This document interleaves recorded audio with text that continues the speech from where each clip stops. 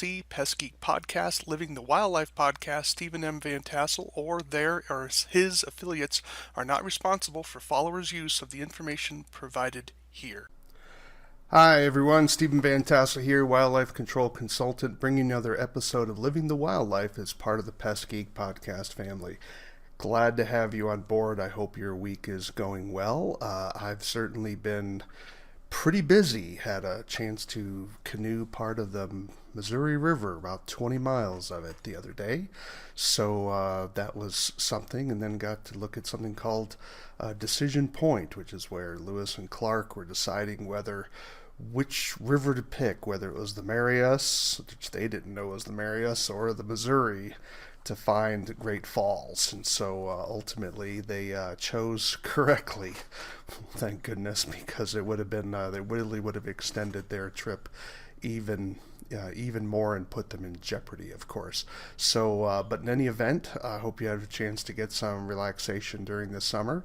But things still keep pressing on ahead. So as do I. So here we are with another episode. So do take a few moments, if you would, to subscribe to the podcast, ring the bell. If you could give us a 5-star review, we would be most appreciative. Those of you that don't want to use YouTube can certainly find me on Rumble, and you can just go to Wildlife Control Consultant on the Rumble site, and the podcast is posted there as well. Definitely reach out to me if you have questions, concerns, comments, criticisms. You can reach me at wildlifecontrolconsultant@gmail.com, wildlifecontrolconsultant@gmail.com. Would love to hear from you if you want to be on the show. Perhaps you have a new technique or talk about something in the industry that's bothering you. Definitely reach out. Would love to have you on the show to talk about various things. I think it's disappointing that we don't have more wildlife control operators who are interested in being on the show. But in any event, people are shy for whatever reason, and so but it's certainly available for those that are certainly interested.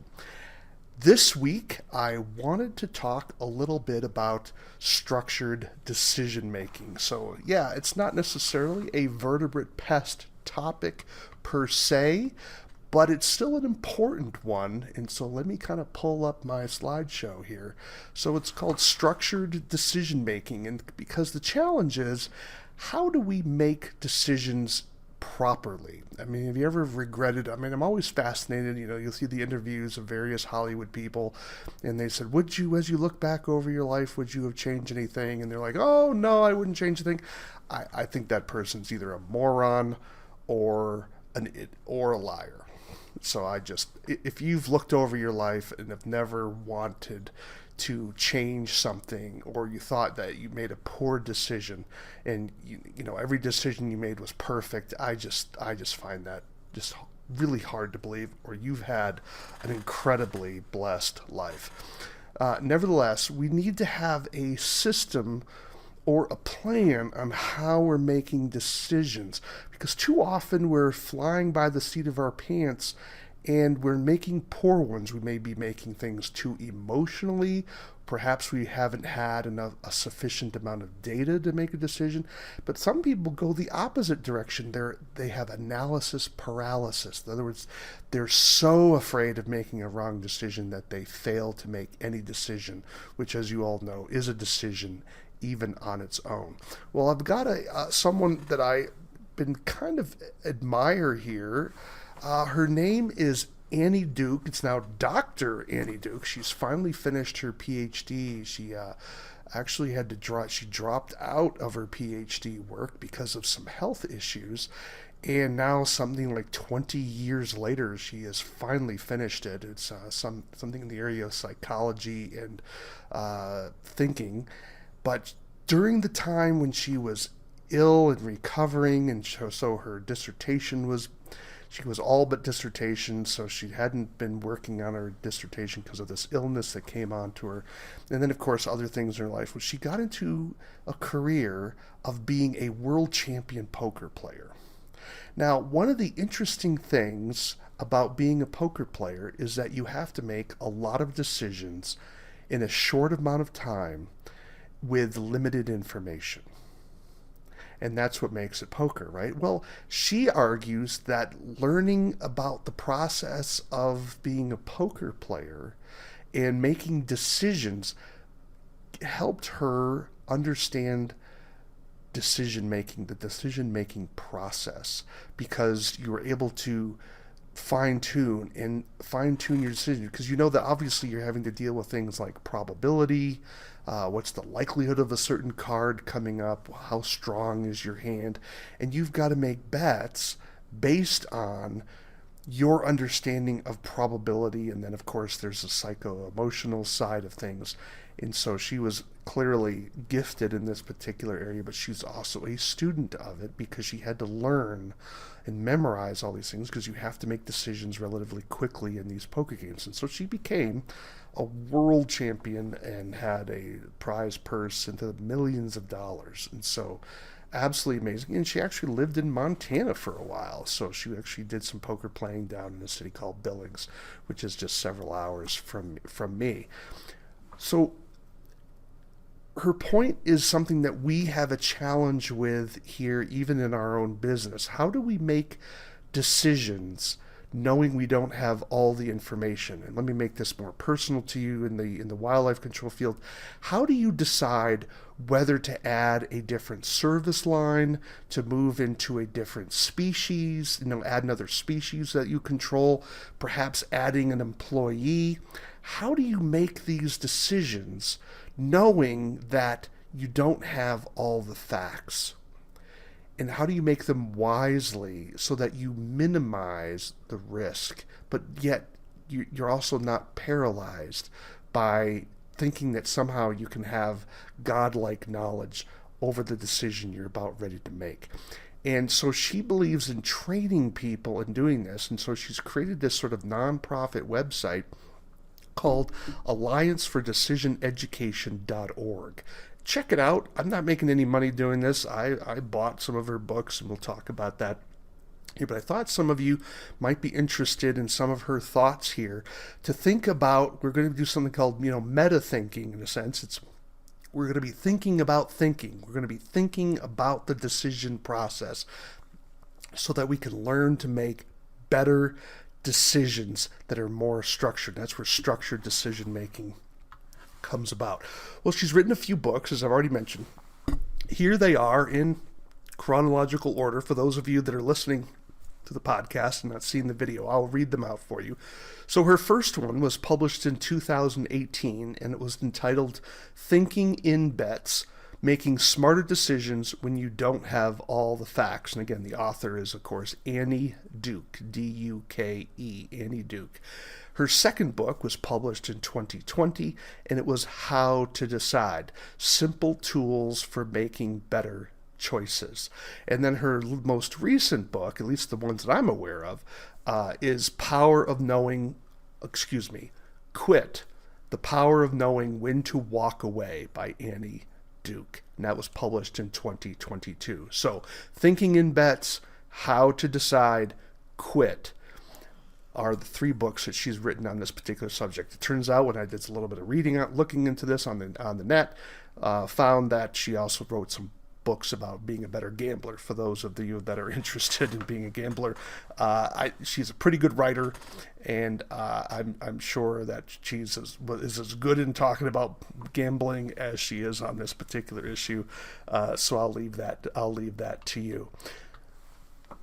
So the way she begins to talk about this is that she says that our decisions basically fall into two main categories. So the first thing we need to do when we have to make a decision is we need to decide, is this an important decision, or is this a not important decision? For example, how much time do you spend worrying about your socks, for instance? Are you going to wear them? What color are you going to have? What style are you going to have? Do you really agonize over this? Chances are most of you in the audience don't even think about it. President Obama said that one of the things that he did is he basically had suits that were like all the same color, so he didn't have to make didn't have to think about it because he had so many other decisions he had to make in his office. This was just one thing he could eliminate that he had to worry about. He just picked a color suit and got a bunch of them, and he didn't have to worry about what he had to wear every day. And so those were ways that he basically tried to figure out how to eliminate various types of decisions so that he could save time and mental energy. Because when you're getting into complex and serious questions, it takes time and energy. This is why sometimes people work off the seat of their pants, is they just don't want to think about it anymore, and they just want to make a decision.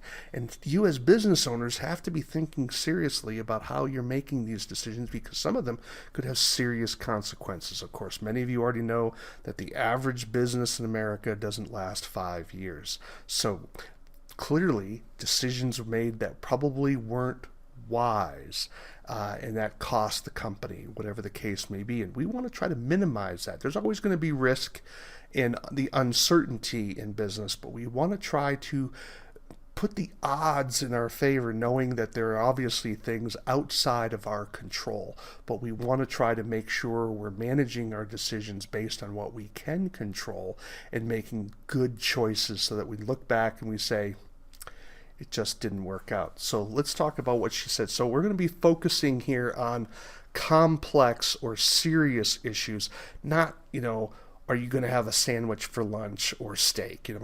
Hopefully that's a low significance question for you, as opposed to, should I hire a new employee or should I not hire a new employee? So we're going to be focusing on those complex or serious decisions. So this is what she describes as the decision process. And if you think about it, we do some of these elements all the time, but there's probably several items here that would help us make better decisions in the future if we broke it down into its various elements. So the first element is framing. And what she means by framing is, she says, what are the parameters of the decision that you need to make? Are there deadlines for it? Is how much money are we talking about? How much time do you have? How significant of an issue? How many things does this decision impact? Does it impact your family and children and spouse, business partners perhaps? How will it affect the quality of your life? And so you need to figure out, what are the parameters, what are the ins and outs of this particular decision that you're going to make? And so you want to make sure that you figure out what are the limits of it. And so, because that will help you evaluate how serious of a decision this has to be. The second element is how you clarify your values. And so this is going to be important, because a lot of people will say, oh, my family is number one, and then they'll make sure they're working 80 hours a week. Well, does that really sound like family is number one with you if you're working 80 hours a week? Probably not, right? So what she's telling you to do is that you have to decide what is important to you. For example, if you have a question of, should I take a job? Should I take a promotion? Or should I take this? Should I hire on this new worker? Or should I enter this particular contract? Should I buy this new $10,000 piece of equipment? What are the values? How do those decisions match your particular values? Are you buying something because you think you're going to argue that it's going to help your business, or are you buying it because it's really a toy and you want to play with it, and under the guise of being business? So you need to be sure that you're doing something that accords with whatever morals and values that you live by. Because actually, then how do you decide that? What you do is what you believe. We all do what we believe. So that's the way you find out what you truly believe. If you truly believe in something, you do that. If you don't believe it, you don't do it. And so this is, sometimes people have this sort of disconnect. So you need to be sure you evaluate, how are you when you're making this decision. Like, for example, if you had to fire someone, that would be another decision. That's a serious decision. How would you go about firing them? So if you have values about I want to be respectful of people, well, then that's going to govern how you talk to this individual. Did you give this person enough mentoring time? So that's where you're clarifying your values. The third element of a decision is you're handling trade-offs. And that is, if you have to make a decision like which truck you're going to buy, are you going to buy truck A or buy truck B?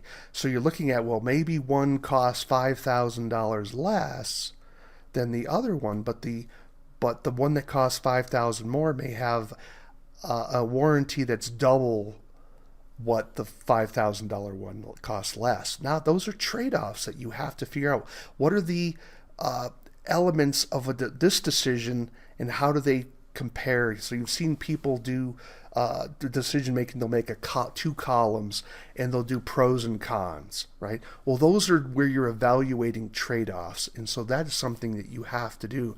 And it's very helpful to be sure that you're clear about what you're giving up and what you're taking, because that will also help you clarify what is actually important to you in this particular instance.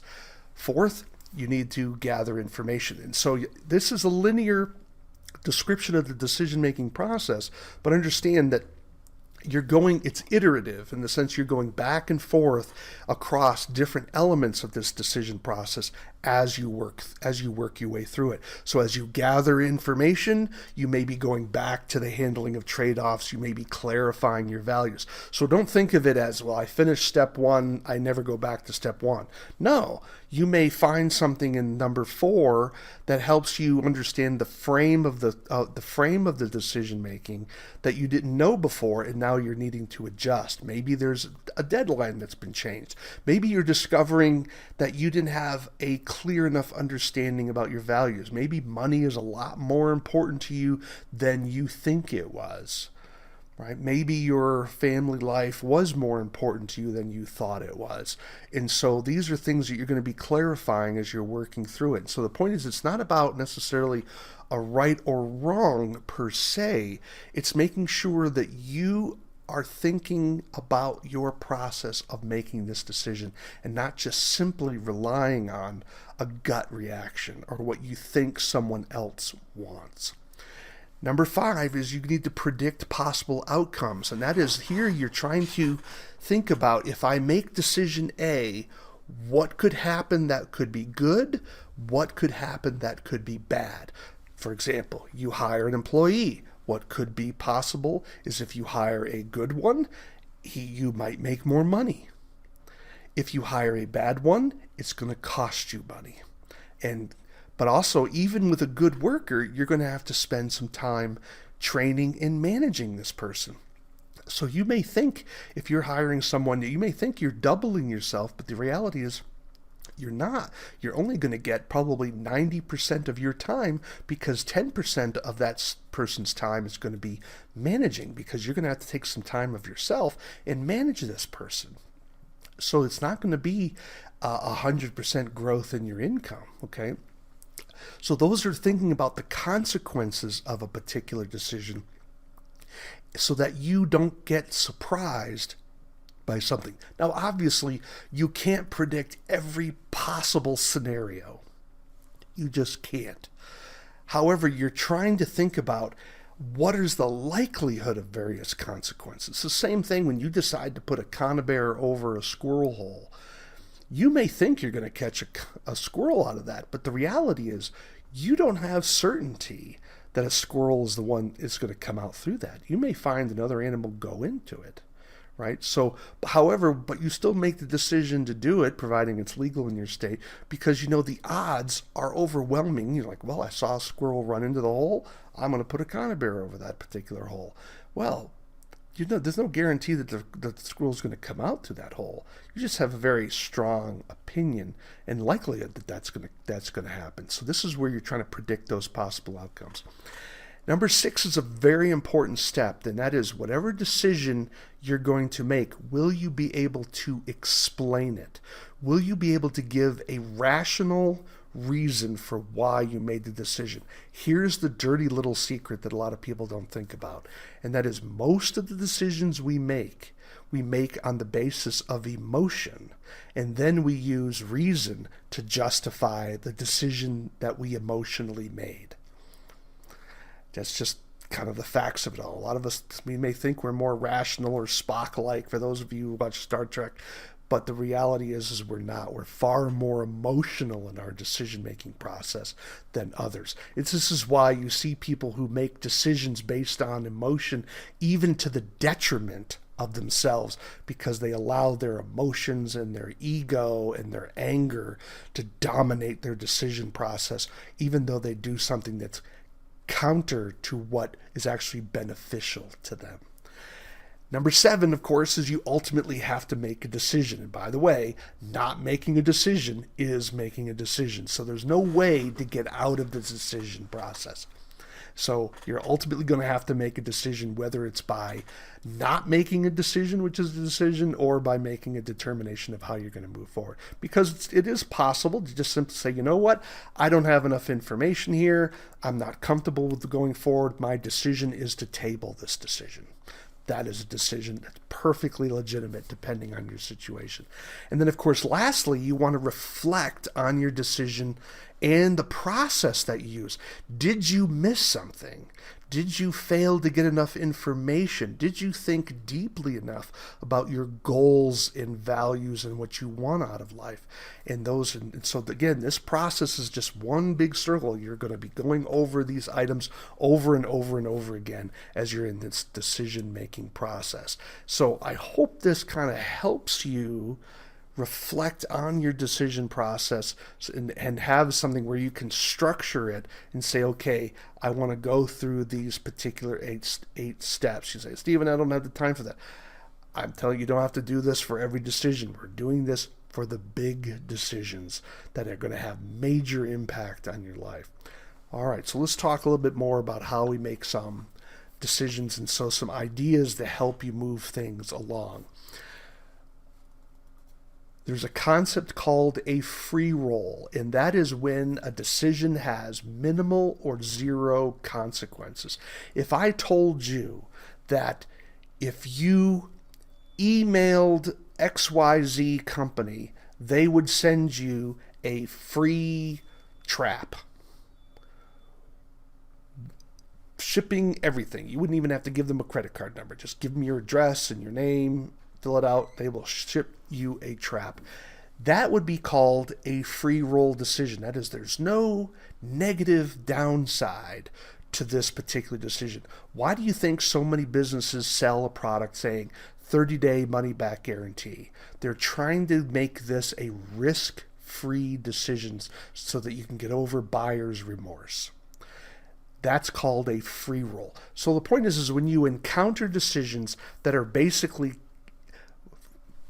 of no consequence, in other words, there's no negative, there's no downside, then go ahead and do it, because what are you going to lose?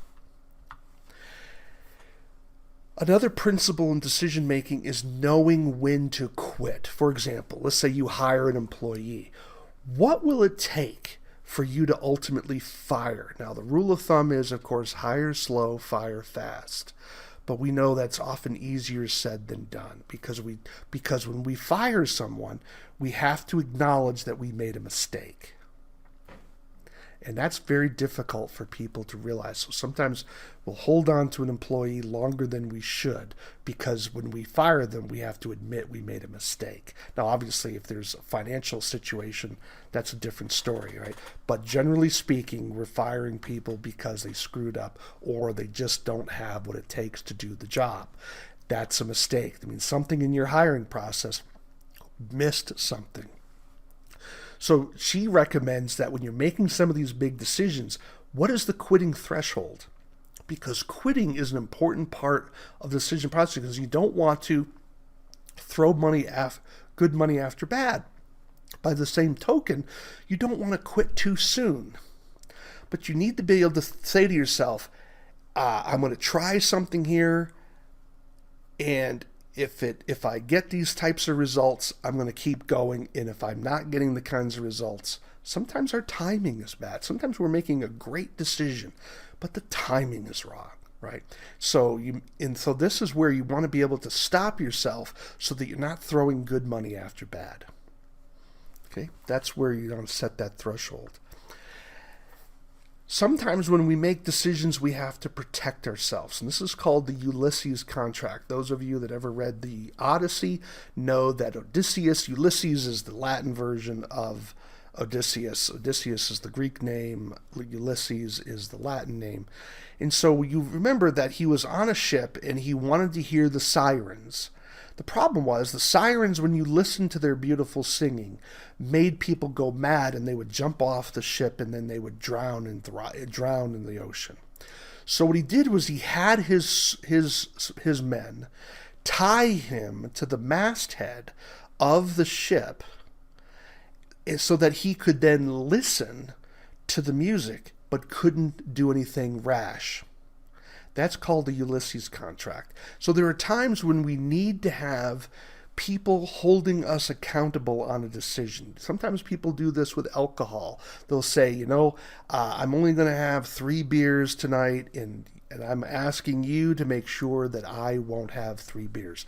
Other people do that like with gambling. They're like, they'll only carry cash. They'll leave all their credit cards back in their hotel room or give it to their spouse, and they will walk into the casino with a set amount of cash so that when they run out, they run out. That's a Ulysses contract. That's something you can do to help reduce the negative side effects of a decision when you think you can't stop yourself. It's called Ulysses contract. Another important concept in making a decision that she talks about is called, when you do a post-mortem, that is, you evaluate your decision. And so something that she's talked about a great deal was something called resulting. Now, resulting is when people evaluate a decision based on the outcome. Now, that may seem a little counterintuitive to you, but her point is that there were plenty of times with her as being a gambler where she made the right bet based on the probabilities and the numbers, but she still lost. And what happens is, if you think that the decision she made was wrong, then you're doing what's called resulting. That is, sometimes we make the right decision, but we just get unlucky, or things didn't roll our way. And what she wants us to do is to think about making wise decisions and not always look at the resulting. It's where people make a decision and they do their research and they buy a truck and the truck breaks down in the first week and they're like, I should have bought the other vehicle. That's called resulting, even though that company may have had a better track record than the other company. You just happened to get unlucky. You didn't make a bad decision. You just got a little unlucky. And so it's very important for us to do this in our business. And this is why the fact is, sometimes people are successful at business because they were in the right place at the right time. And they just got lucky.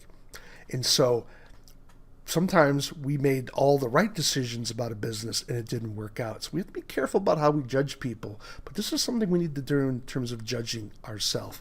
And that is, avoid the problem of resulting. And ask yourself, did you follow a structured decision process? And if you did, and the decision went and the outcome went bad, then it's just sometimes just bad luck that you didn't do the wrong thing. Or you may have found that you missed something, right?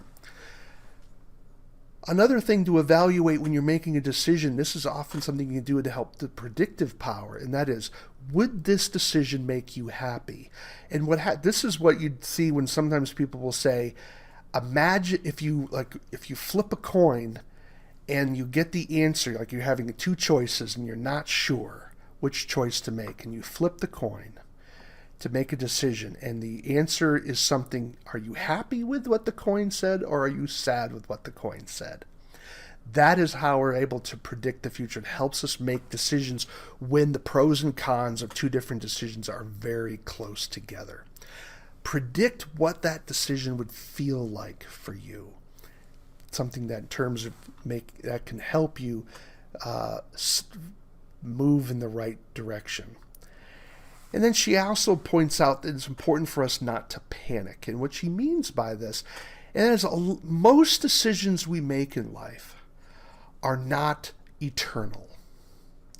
We have the opportunity to undo them or adjust the decision that we made. And we need to make sure that we are aware of that. So sometimes we tend to overstate what a decision be. Oh, this is going to be the most important decision of our life. It's more complicated than that. And in some cases, we can often adjust our decision after we've made it. So don't get paralyzed by when you're making decisions. Another point, and I think this is something perhaps as an industry we don't do enough, and that is get help. Consult people that you trust. But make sure if you're looking for advice that you don't bias your listener. You want to be sure you're asking the question in a manner that you're not hinting to them what your personal preference would be. You want people who will give you the unvarnished truth, and that means you have to be mature enough to be able to accept their criticism, their advice, their suggestion, even when it goes against what you've already wanted to have happen. A lot of people, when it comes to marriage or something, they don't ask their parents for help and for advice, and if they do ask their parents, they do it in such a way that they won't get the honest answer from their parents about whether they think this particular person is right for you. Well, don't ask a question that you don't want an honest answer for. So you need to find people who have enough moral fortitude to tell you something you don't want to hear. And you also need to be mature enough to maintain your friendship with them, even when they tell you something that's painful. That's easier said than done, especially for things that are very passionate about. So it's something you definitely want to consider. Well, that's sort of an overview of what some of the things that Annie Duke talks about. And again, her 3 books are Thinking in Bets, How to Decide, and Quit. And so if you're interested in learning more about this, you, of course, you can check her out, Annie Duke, or you can go back to her website, of course, alliancefordecisioneducation.org, and so there's other resources there that you can certainly do. I hope this was helpful for you to think about your decision-making process. May it be helpful in your decision-making process so that you're doing things less on a reaction or by the seat of your pants, but you're thinking seriously about some of your decisions so that you can have more success and less pain in your life. Well, I'm Stephen Van Tassel. I'm the owner of Wildlife Control Consultant. Would love to hear from you. You can reach me at wildlifecontrolconsultant@gmail.com, or you can also reach out to me, of course, on Facebook. Do join our Peskgeek Podcast family on Facebook. And then, of course, you can get the podcast from YouTube or from Rumble. Would love to get a 5-star review from you if you could. Write a review. Make sure you ring the bell. Become a subscriber to the channel. Again, if you have comments, thoughts, suggestions for different shows, reach out to me. wildlifecontrolconsultant@gmail.com. Would love to hear from you. Thanks, everyone. You've been listening to Living the Wildlife as part of the Peskgeek Podcast family. Why do we call it Living the Wildlife? Well, because we want you to live the wildlife, not be the wildlife. Take care, everybody.